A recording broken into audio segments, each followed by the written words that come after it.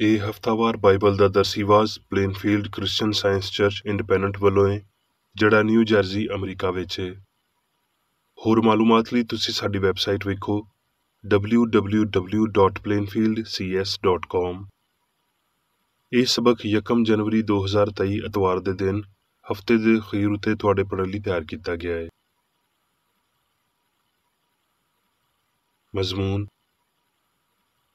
ਰੱਬ, ਸੁਨਹਿਰੀ ਮਤਨ, ਪਦਾਇਸ਼। ਮੈਂ ਖੁਦਾਏ ਕਾਦਰ ਹਾਂ, ਤੂੰ ਮੇਰੇ ਸਾਹਮਣੇ ਚੱਲ ਤੇ ਕਾਮਲ ਹੋ, ਤੇ ਮੈਂ ਆਪਣੇ ਤੇ ਤੇਰੇ ਵਿਚਾਲੇ ਇੱਕ ਅਹਿਦ ਕਰਾਂਗਾ।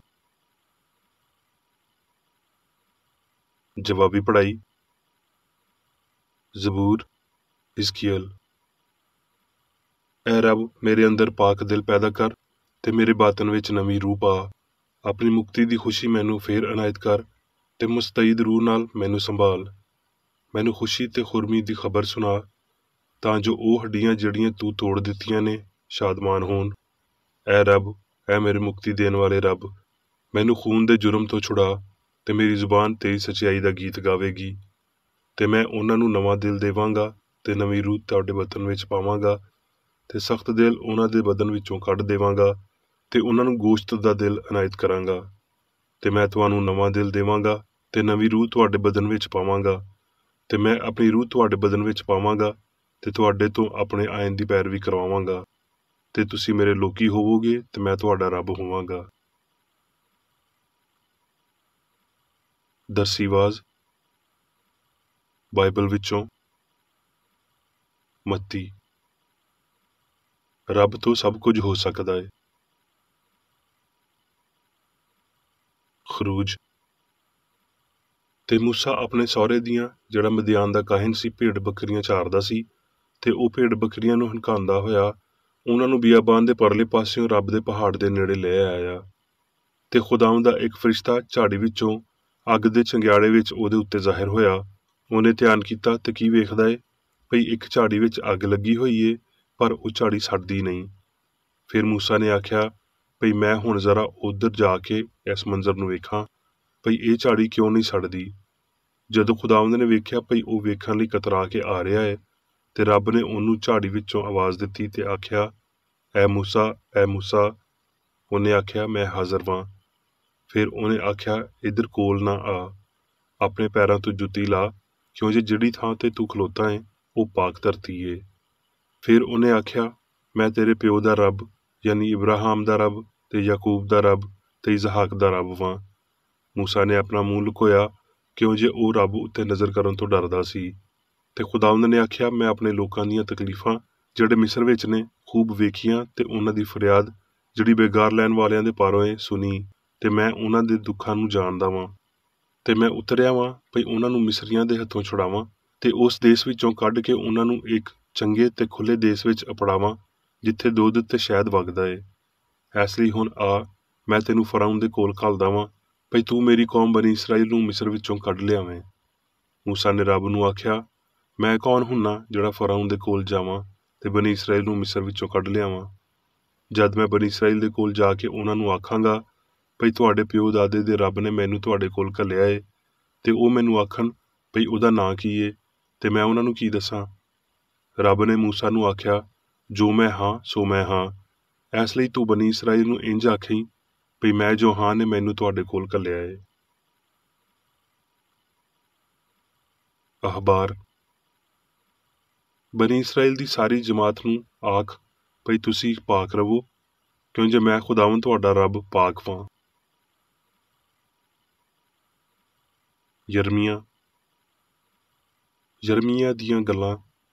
ਖੁਦਾਵੰਦ ਦਾ ਕਲਾਮ ਮੇਰੇ ਉੱਤੇ ਨਾਜ਼ਲ ਹੋਇਆ ਏ, ਤੇ ਉਹਨੇ ਮੈਨੂੰ ਆਖਿਆ, ਇਹਦੇ ਤੋਂ ਪਹਿਲਾਂ ਭਈ ਮੈਂ ਤੈਨੂੰ ਬਤਨ ਵਿੱਚ ਬਣਾਇਆ, ਮੈਂ ਤੈਨੂੰ ਜਾਣਦਾ ਸੀ, ਤੇ ਤੇਰੇ ਜੰਮਣ ਤੋਂ ਪਹਿਲਾਂ ਮੈਂ ਤੈਨੂੰ ਮਖਸੂਸ ਕੀਤਾ ਤੇ ਕੌਮਾਂ ਲਈ ਤੈਨੂੰ ਨਬੀ ਬਣਾਇਆ। ਤਦ ਮੈਂ ਆਖਿਆ, ਹਾਏ ਖੁਦਾਵੰਦ ਰੱਬਾ, ਵੇਖ ਮੈਂ ਬੋਲ ਨਹੀਂ ਸਕਦਾ, ਕਿਉਂ ਜੇ ਮੈਂ ਤੇ ਹਲੇ ਬਾਲ ਹਾਂ।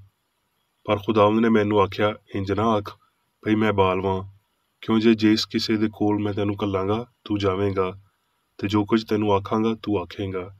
ਤੂੰ ਉਹਨਾਂ ਦੇ ਮੁਖੜਿਆਂ ਨੂੰ ਵੇਖ, ਕਿਉਂ ਜੇ ਖੁਦਾਵੰਦ ਆਖਦਾ ਏ ਭਈ ਮੈਂ ਤੈਨੂੰ ਛੁਡਾਉਣ ਲਈ ਤਿਆਰ ਹਾਂ। तद खुदावंद ने अपना हथ वधा के मेरे मूँह नूं छूया ते खुदावंद ने मैनू आख्या, वेख मैं अपना कलाम तेरे मूँह विच पा दिता है। वेख अज दे दिन मैं तेनू कौमां ते सल्तनतां उत्ते मुकर्रर कीता है ते उखाड़ी ते ढावीं ते हिला करी ते सुट्टी ते बनावीं ते लावीं। इस लई तू अपना लक बन के उठ खलो ते जो कुछ मैं तेनू आखां उन्हां नूं आख ते ना डर, वो तेरे उत्ते गलब ना आउणगे, क्यों जे खुदावंद आखदा है मैं तेनू छुड़ाउण लई तैयार हाँ। मत्ती ते यीशु बपतिस्मा लैके फिलफौर पानी विचों उत्ते गया ते वेखो उहदे लई आसमान खुल गया ते उहने रब दे रूह नूं कबूतर वांगर उतरदियां ते अपने उत्ते आउंदियां वेख्या ते वेखो आसमान तो ये आवाज़ आई भई ये मेरा सोहना पुत्तर है जिहदे तो मैं खुश हां। मत्ती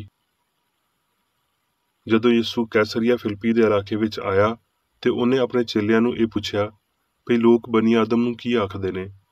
उन्हां ने आख्या, कई यूहन्ना बपतिस्मा देण वाला आखदे ने, कई एलिया, कई यरमिया, कई नबियां विचों कोई।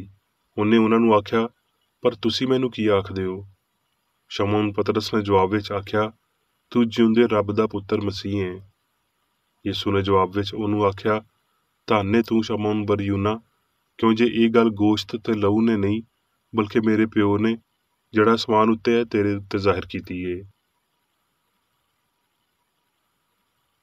यूहन्ना शमौन पतरस ने उहनूं आख्या, ऐ खुदावंद तू कित्थे जाना है? यीशु ने जवाब दिता, जिथे मैं जाना वां हुण ते तू मेरे मगर नहीं आ सकदा, पर बाद विच मेरे मगर आवेगा। पतरस ने उहनूं आख्या, ऐ खुदावंद मैं तेरे मगर हुण क्यों नहीं आ सकदा? यूहन्ना तुहाडा दिल ना घबरावे, तुसी रब उत्ते ईमान रखदे हो, मेरे उत्ते भी रखो। ते जे मैं जाके तुहाडे लई थां तैयार करां ते फिर आके तुहानूं अपने नाल लै लवांगा, तां जो जिथे मैं वां तुसी भी होवो, ते जिथे मैं जाना वां तुसी उत्थे दी राह जाणदे हो। तोमा ने उहनूं आख्या, ऐ खुदावंद असीं नहीं जाणदे भी तू कित्थे जाना वां, फिर राह किवें जाणीए? यीशु ने उहनूं आख्या, राह ते सच्चाई ते हयाती मैं वां, कोई मेरे वसीले तो बगैर प्यो दे कोल नहीं आउंदा। जे तुसी मैनू जाणिया हुंदा ते मेरे प्यो नूं भी जाणदे, हुण उहनूं जाणदे हो ते वेख लिया है। मत्ती इस लई तुसी जाके सारियां कौमां नूं मेरे चेले बनाओ ते उहनां नूं बाप ते पुत्तर ते पाक रूह दे नां तो बपतिस्मा दिओ ते उहनां नूं ये तालीम दिओ भई उहनां सारियां गल्लां उत्ते अमल करन जिन्हां दा मैं तुहानूं हुकम दिता है, ते वेखो मैं जग दे अखीर तिकर हमेशा तुहाडे नाल वां। आमीन। हुण मैं मेरी बेकर रेड्डी दी लिखी हुई क्रिश्चन साइंस दी दरसी किताब साइंस ते सेहत आयतां दी कुंजी दे नाल विचों लईआं होईआं लिखाइयां पढ़ांगा। साइंस ते सेहत। रब वड्डा मैं आ, सब कुछ जानन वाला, सब कुछ वेखण वाला, सारे काम करन वाला, सारी सियान, सारा प्यार ते अवधि, असूल, जान, रूह, हयाती, सच्चाई, प्यार, सारा मवाद, जहानत। रूह आखदी है, इंसान जेदियां हिस्सा रूहानी ने मेरे वर्गा है, वो लाफानी सियान दा परछावां है, क्यों जे मैं लाफानी हाँ। पाकीज़गी दी खूबसूरती, वजूद दी कामलियत, ना मुकन वाला जलाल, यह सब मेरे ने, क्यों जे मैं रब हां। मैं इंसान नूं लाफानियत देनी वां, क्यों जे मैं सच्चाई हाँ। मैं सारी नेमतां शामिल करदी ते देनी वां, क्यों जे मैं प्यार हाँ। मैं अजल ते अबद तो बगैर हयाती देनी वां, क्यों जे मैं हयाती हाँ। मैं सब तो वड्डी हाँ, क्यों जे मैं सियान हाँ। मैं हर शै दा मुवाद हाँ, क्यों जे मैं जो हाँ सो मैं हाँ। सियाने मैं वां या अबदीयत। सियान महदूदियत विच कदी नहीं वड़दी, जहानत कदी गैर जहानत या मादे दा हिस्सा नहीं बनदी। चंगियाई बुरियाई विच, लामहदूद महदूद विच, अबदी आरजी विच कदी नहीं वड़दी ते ना ही लाफानियत विच वड़दी है। इलाही अना या इनफरादियत, लामहदूदियत तो महदूदियत तिकर सारी रूहानी इनफरादियत विच परछावां बनदी है। लाफानी इंसान रब दी सूरत या ख्याल सी ते है। इत्थे तिकर पई लामहदूद सियान दा लामहदूद इजहार ते लाफानी इंसान ऐ सियान दे नाल वजूद रखदा ते इहदा हम आहंगे। वो हमेशा तो अबदी सियान यानी रब विच रहा है, पर अबदी सियान कदी इंसान विच नहीं हो सकता, बल्कि इंसान दे राही मुनक्स हुंदा है। रूहानी इंसान दा ज़मीर ते इनफरादियत रब दे मज़ाहर ने, ਉਹ ਉਹਦੇ ਰਾਜ਼ ਨੇ ਜਿਹੜਾ ਹਯਾਤੀ ਸੱਚਾਈ ਤੇ ਪਿਆਰ ਏ। ਲਾਫਾਨੀ ਇਨਸਾਨ ਨਾ ਕਦੀ ਮਾਦੀ ਸੀ ਤੇ ਨਾ ਹੈ ਏ, ਬਲਕਿ ਹਮੇਸ਼ਾ ਤੋਂ ਰੂਹਾਨੀ ਤੇ ਅਬਦੀ ਏ। ਰੱਬ ਇਨਸਾਨ ਦਾ ਇਲਾਹੀ ਅਸੂਲ ਤੇ ਰੱਬ ਦੀ ਸ਼ਬੀਹ ਉੱਤੇ ਬਣਿਆ ਇਨਸਾਨ ਗੈਰ ਮੁਨਫਿਕ, ਹਮਾਹੰਗ ਤੇ ਅਬਦੀ ਨੇ। ਮਾਲਕ ਨੇ ਆਖਿਆ, ਕੋਈ ਮੇਰੇ ਵਸੀਲੇ ਤੋਂ ਬਗੈਰ ਪਿਓ ਹਸਤੀ ਦੇ ਇਲਾਹੀ ਅਸੂਲ ਦੇ ਕੋਲ ਨਹੀਂ ਆਉਂਦਾ, यानी मसीह हयाती सच्चाई ते प्यार दे बगैर। क्यों जे मसीह आखदा है पई राह मैं वां, उस असली इंसान यानी यसू दे पारों तबीब दे सारे असबाब नूं पहले दर्जे तो अखीरी तिकर कर दिता गया सी। वो जानदा सी पई इलाही असूल यानी प्यार उन्हां सारिਆਂ ਨੂੰ खलक करदा ते ਉਹਦੇ ਉੱਤੇ हुक्मरानी करदा है जो असली है। सैक्शन ते 20 दूजियां बोलियां विच चंगियाई रब लई एक इस्तलाह है। सहीफे उस सब ਨੂੰ ਜ਼ਾਹਿਰ ਕਰਦੇ ਨੇ जो कुछ उन्हें चंगा बनाया, जिवें भई वो आप असूल ते ख्याल विच चंगा है। इसलिए रूहानी संसार चंगा है ते ये रब नूं उंज ही ज़ाहिर करदी है जिवें वो है। रब दे ख्याल कामल ते अबदी ने, वो मवाद ते हयाती ने। मादी ते आरजी ख्याल इंसानी ने, जिन्हां विच गलती शामिल हुंदी है। ते क्यों जे रब रूह कल्ली वजह है, इसलिए वो इलाही वजह तो खाली ने, ते फिर आरजी ते मादी रूह दियां तखलीकां नहीं है। ये रूहानी ते अबदी शैवां दे मुखालफ होने दे अलावा कुछ नहीं। आरजी ख्याल हमेशा दी सच्चाई दे मुकाबल ने, भावें मुखालफ खसलतां दे मफरूजे दे राही गलत नूं भी ये आखना चाहिदा है भई मैं सच्चाई वां, पर यह आखना गलती यानी झूठ अपने आप नूं तबाह करदा है। यसू ने मसीह दी शफा दी रूहानी बुनियाद उत्ते अपना चर्च बनाया ते अपने मिशन नूं जारी रखिया। उन्हें रब ते वखरे किसी अकल कम ते ना ही किसी हयाती का दावा किया। उन्हें अपने तालबे इल्मां नूं पुछया, लोग इबने आदम नूं की आखदे ने, यानी बदरूआं नूं कड्ढण ते बीमारां नूं शफा देण नाल किहदी ते की शनाख्त बनदी है। चेले अपने मालक नूं दूजिआं दे मुकाबले विच बहुता जाणदे सी, पर जो कुछ उन्हें आख्या ते कीता वो उन्नूं पूरी तरह नहीं समझदे सी, नहीं ते वो कई वारी उहदे उत्ते सवाल ना करदे। यसू सबर नाल ते सच्चाई दी हस्ती नूं ज़ाहिर करदिआं होए अपनी तलीम उत्ते कायम रहा। ਉਹਦੇ ਤਾਲਬੇ ਇਲਮਾਂ ਨੇ ਸੱਚਾਈ ਦੀ ਇਸ ਤਾਕਤ ਨੂੰ ਬਿਮਾਰ ਨੂੰ ਸ਼ਫਾ ਦਿੰਦਿਆਂ, ਬਦਰੂ ਨੂੰ ਕੱਢਦਿਆਂ ਤੇ ਮੁਰਦੇ ਨੂੰ ਜਿਉਂਦਾ ਕਰਦਿਆਂ ਹੋਏ ਵੇਖਿਆ। ਪਰ ਇਸ ਅਜੀਬ ਕੰਮ ਦੀ ਕਾਮਲੀਅਤ ਰੂਹਾਨੀ ਤੌਰ ਤੇ ਕਬੂਲ ਨਹੀਂ ਕੀਤੀ ਗਈ। ਇੱਥੇ ਤਿੱਕਰ ਵੀ ਉਹਨਾਂ ਵੱਲੋਂ ਵੀ ਸੂਲੀ ਉੱਤੇ ਚਾੜੇ ਜਾਣ ਤੋਂ ਬਾਅਦ ਤਿੱਕਰ, ਜਦੋਂ ਉਹਨਾਂ ਦਾ ਬੇਦਾਗ ਉਸਤਾਦ ਉਹਨਾਂ ਦੇ ਸਾਹਮਣੇ ਖੜਾ ਸੀ, ਜਿਹੜੇ ਬਿਮਾਰੀ, ਪਾਪ ਤੇ ਆਰਜ਼ੇ, ਮੌਤ ਤੇ ਕਬਰ ਉੱਤੇ ਫਤਹਮੰਦ ਹੋਏ। समझे जान की ख्वाहिश करदिआं होए मालक ने एक गल दोहराई, पर तुसी मैनू की आखदे हो? इस तजदीद शुदा सवाल का मतलब यह है, कौन ते की है जिहड़ा ये काम करन दे काबिल है, जिहड़ा मारूफ सियाण लई बहुत पुरअसरार है। अपनी अमूमी सख्ती दे नाल शमऊन ने अपने भरावां लई जवाब दिता ते उहदे जवाब ने एक वड्डी असलीयत नूं कायम कीता। तू जिउंदे रब दा पुत्तर मसीह है, यानी मसीहा वो है जिन्हों तू जाहिर किया।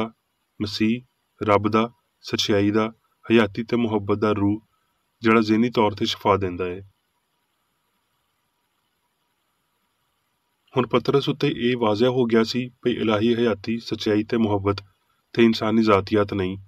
बीमार दा शाफी सी ते वो हमाहंगी दी सल्तनत विच एक चट्टान, एक मजबूत न्यों सी। इस रूहानी तौर ते साइंसी बुनियाद उत्ते यसू ने इलाज नूं वाज़ह किया, जिहड़ा गैरां लई मौजज़ाती ज़ाहिर होया।